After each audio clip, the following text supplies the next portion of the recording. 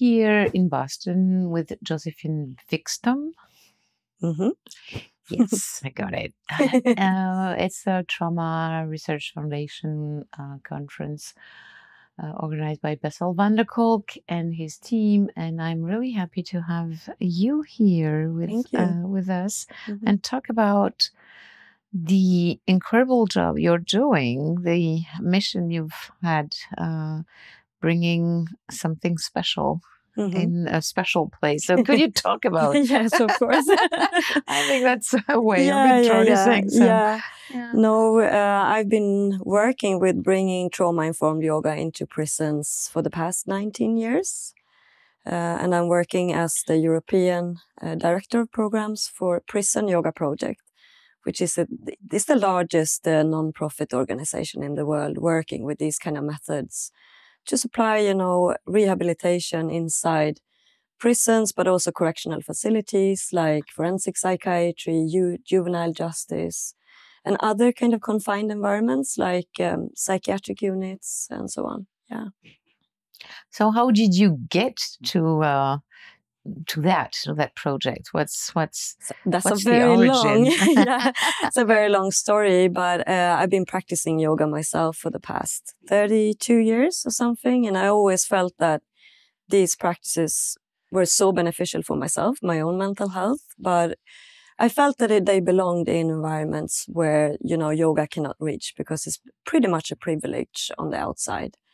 It's expensive and it's not accessible for everybody. So I reached out to the prisons in Sweden, and I was allowed to go inside the women's prison, which is the largest so-called maximum security prison in Sweden. And I saw incredible results. Then I got the chance to actually train the prison guards in Sweden to become yoga teachers. Mm-hmm. So that in itself was a challenge, but that was an amazing project together with my colleagues. And then when we did the publication of our research in Sweden, which is the largest randomized research study ever done on the effects of yoga inside prisons, we reached out to Bessel and to James Fox, who is the founder of Prisonyogaproject in the US. And we got massive amounts of help and support, and I started to train under Bessel, and then it all grew like organically. Then now we have programs in 11 countries and 28 states in the US, and including France, including France. So we have programs in a different, 4 different areas in France, and we do trainings in France each year. So you're on the map.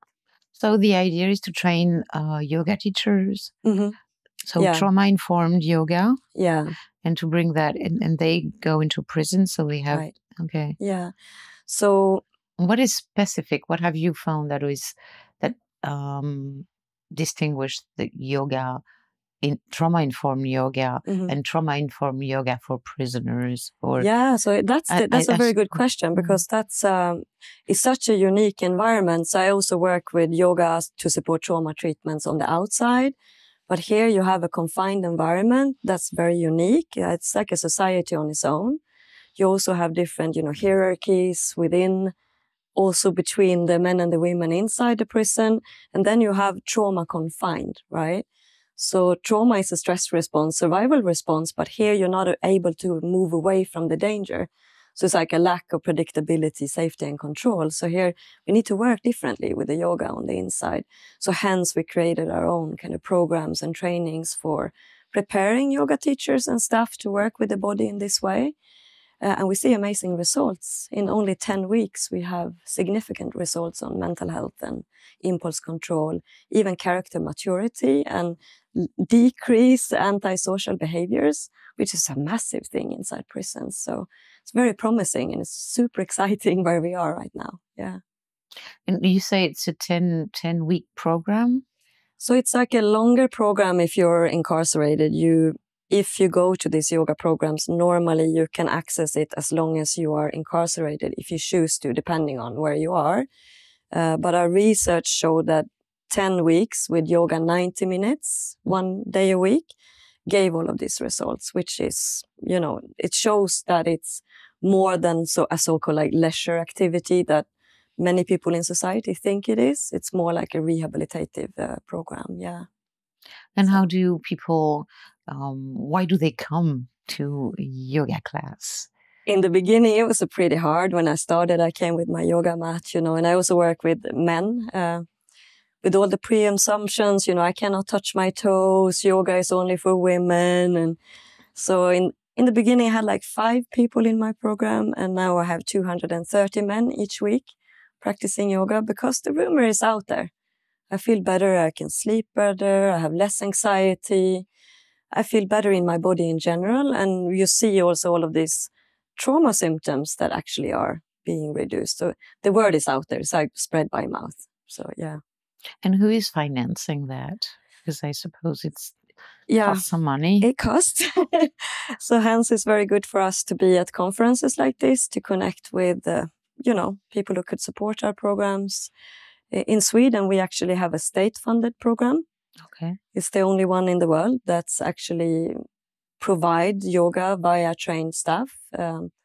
But internationally, like in France and in Portugal and other places in Europe, and also here, we are depending on donations and, teaming up with like Trauma Research Foundation. We are a part of their therapeutic alliance. So, yeah, depending on which country you're in. It should be financed by all the states. Because who's going to talk about the results? Exactly, and who's going to re-enter society again? It's like about societal security, right? And safety also for everybody. And also the whole chain, if you're looking into what is trauma at the root of it, growing up in not safe environment, you're coming from developmental trauma, start self-soothing with drugs. It's very easy to become aggressive if you are in these trauma responses. And if you have that loop going inside the prison, it also spreads, to the staff. You have their children on the outside. So there's like a whole massive impact that we don't think about, that if we can impact one individual with self-regulative tools when they're re-entering society or even inside the prison, that will be a more peaceful person, actually. So that's what society needs to think about, because we get a lot of why should we give yoga to prisoners? Like, why should they have that luxury? But it's actually rehabilitation for preparing to go outside. Yeah. And do you offer also yoga classes to the staff? Yes. Yeah. Because and do you mix prisoners and staff, or it's only staff and only prisoners? So I've been we've been just finalizing a huge program for the UK prison system. Mm-hmm. I love to say this, His Majesty's prison system. So we've trained staff from 44 facilities to teach the yoga. But the catch is that they need to practice the yoga together with the men and the women inside the prisons. So they also get the benefits of the practice. So we see health benefits for staff when they're doing that, but we also have programs also for staff, like when they have a lunch break or after work as well, to provide their well-being, because that's going to be reflecting how they interact also with the men and the women on the inside. So it's a really huge program right now. Yeah. Mm. And what is specific to trauma-informed? Why say trauma-informed yoga? Mm-hmm. So also a very good question, because the word trauma-informed has been thrown out there in many different places. Like, what is it really, right? So here specifically, you have, first of all, a biology that's very affected in the nervous system and the brain. Many behavioral issues with poor impulse control and everything. So we work with kind of strengthening the autonomic nervous system with the idea of that we can do that with these practices, setting up the classes with that in mind. Also knowing about how a trigger can look like. If someone becomes hyper-aroused, coming into a trauma trigger, we know how to kind of regulate that in class. And we also provide different options for, if someone has a problem lying down or doing a regular meditation, they can have some options for that until they feel ready.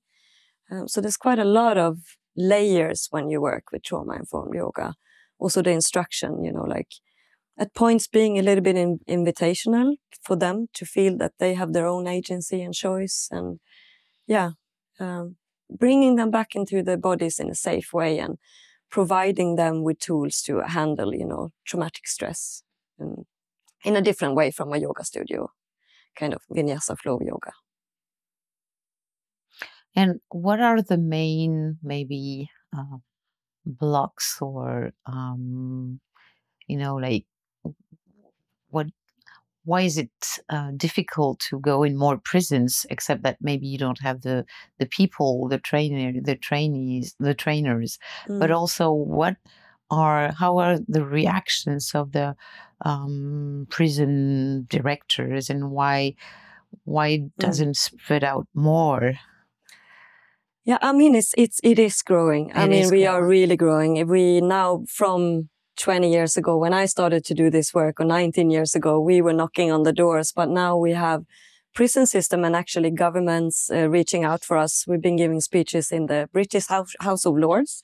We've been going around talking to different agencies in different countries. So now finally, like, the doors are starting to open, but some countries are still, hesitating a little bit. I mean, it's economy, time and the space, just getting it organized in a time where they already have massive issues inside the prison that they need to sort out before they can bring more rehabilitative programs inside. But I mean, it's definitely changing finally after knocking on the doors for all of this time.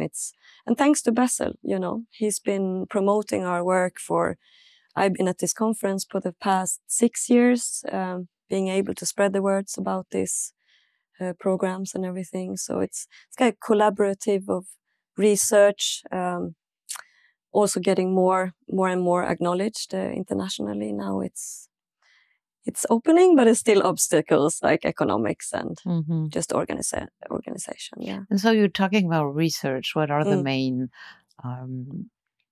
things that you've seen in your research around in that? Our research, we've just published another research study now, 2024. So the original research was done by our lead researcher, Nora Kerikes. She's a professor in medical science, psychiatry. And she published 3 different publications from our first program. And it shows decrease in anxiety. It shows an increase in character maturity, decreased self-harming thoughts and outward-going negative behaviors, real significant results in the impulse ability to control your impulses in a computerized test, which is amazing because it's very hard to cheat on a computerized test.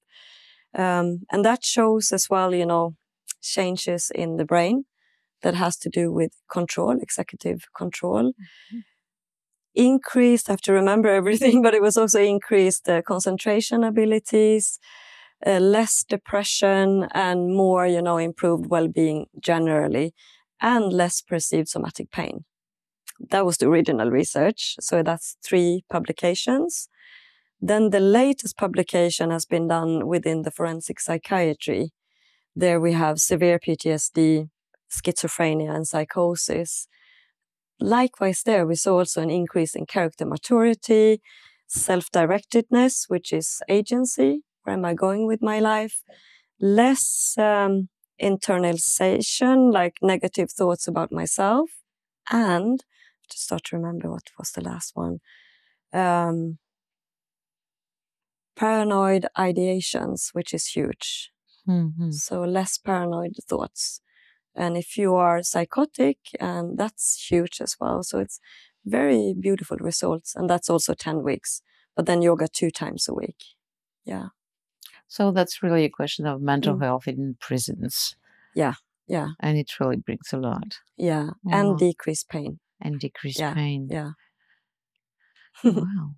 Wonderful. Thank you very, very much for sharing that. Thank you for letting me share so much. And if people want to support you, or if they want to know more about this project, where should they go?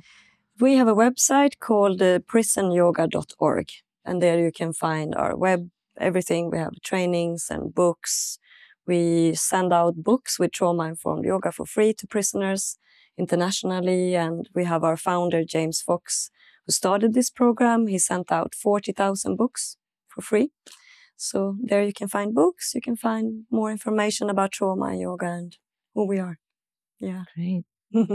Thank you, Josephine. Is there anything you wanted to say you haven't said, or some message you want to give to the I think world? I think our program is really bringing about hope. That we can see these amazing results in such a short time. There's no side effects. I'm thinking about children. I'm thinking about youth. To give this in time, provide these tools in schools and kindergartens and juvenile justice system, or in society in general. I think it should be spread much more, and it's very hopeful what we see. Thank you. Thank you. Thank you very much. Thank you very much. Prison is stress. Everything about it. Living in a 6x9 concrete reinforced bunker. It was chaotic. It was loud. There was no personal space. Constantly worrying about, what's going to happen, what's going on with your family on the outside. Freezing cold, bad food, attitudes of other inmates. Everything about it and stuff is bad and stressful. Let's start with the fact that our justice system is a retributive justice system, and retributive means punishment. Prison itself, being locked away from society, does not correct the man. Most of the people who are in prison have come from a background of chronic interpersonal trauma. You don't wind up in prison because everything has gone well in your life. The man who has arrived in prison is broken in many aspects. And so we take broken people, put them into a broken situation, which breaks them even more, and then we release them back out. Prisoners are leaving prison without having been exposed to skills of self-reflection, to really effective ways of looking at themselves and making a change. There are over 70% of the people that are incarcerated are eventually returning to the community. How do you want them to return? So they actually leave prison worse than they went in. And that's the reason why we have about a 76% rearrest rate within the first 5 years. Time and time again, I've realized this person who's in my class that I'm teaching is a human being, and he or she is not the person that they were when they committed the crime 15 years ago, 20 years ago. I'm dealing with a completely different person. And the practice that I'm bringing to them is serving them to transform themselves from the person who committed the crime to the person who they are right now in this moment. It's one of those things that you don't notice until you take a step back and go, oh wow, that guy's totally different than when he first got in here. Prison's not easy, and I think it shouldn't be easy, but you should be able to at least correct yourself and rehabilitate yourself, and this is a way that you can do it. This program, to me, is the sole preparation for the outside. We're forced to deal with people that we may butt heads with. It's really helped me to just calm down, think to myself, okay, this is something that I have to deal with, and I can either go the wrong way or I can go the right way and let it pass. The awareness, people don't know about it.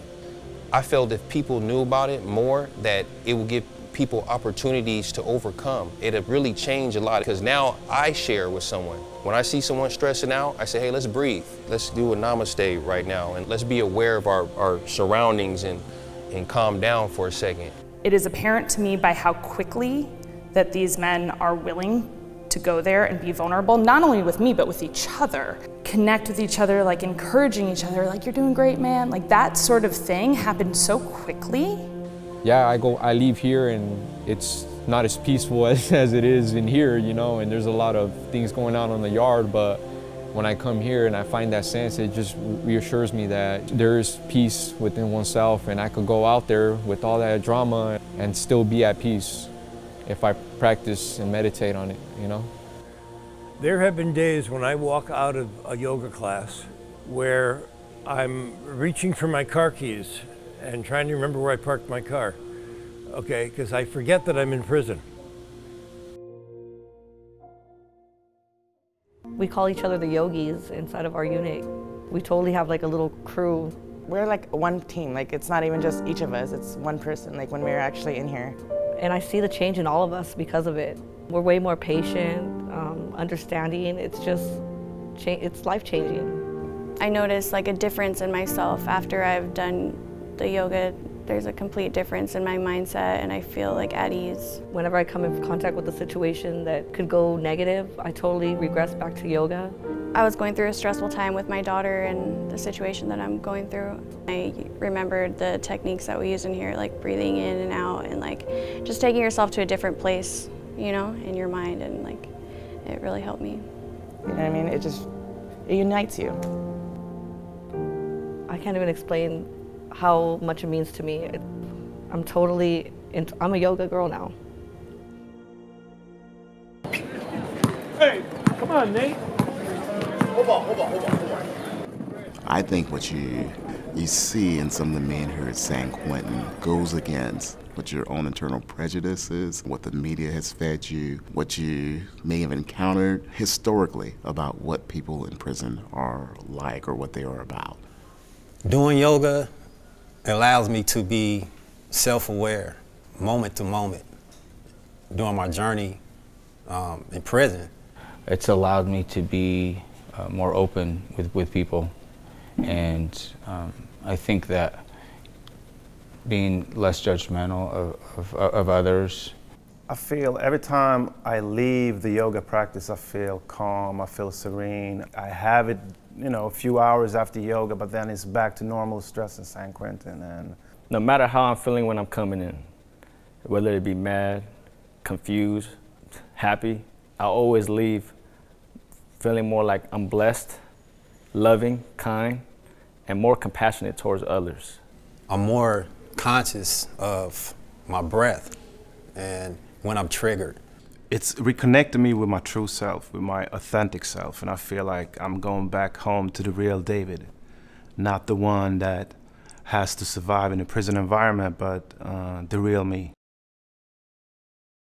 You know, I grew up during the course of like the crack epidemic, you know, really impacting a lot of the communities that I grew up in and a lot of communities of color. And so I've had, you know, family members who have been incarcerated. So I know personally how that leaves holes in families. Clearly the system has, you know, devastated the Black community. And so going in as a Black woman, I'm particularly concerned and also feel compelled that this is important work to do, and I'm really honored to be able to possibly affect some change in a positive way in the people who participate in the classes. You know, to really kind of be there to advocate for the benefits of yoga for this population in particular, but then to also recognize that this can be a way that they can have their own kind of self-liberation, even though they're behind bars.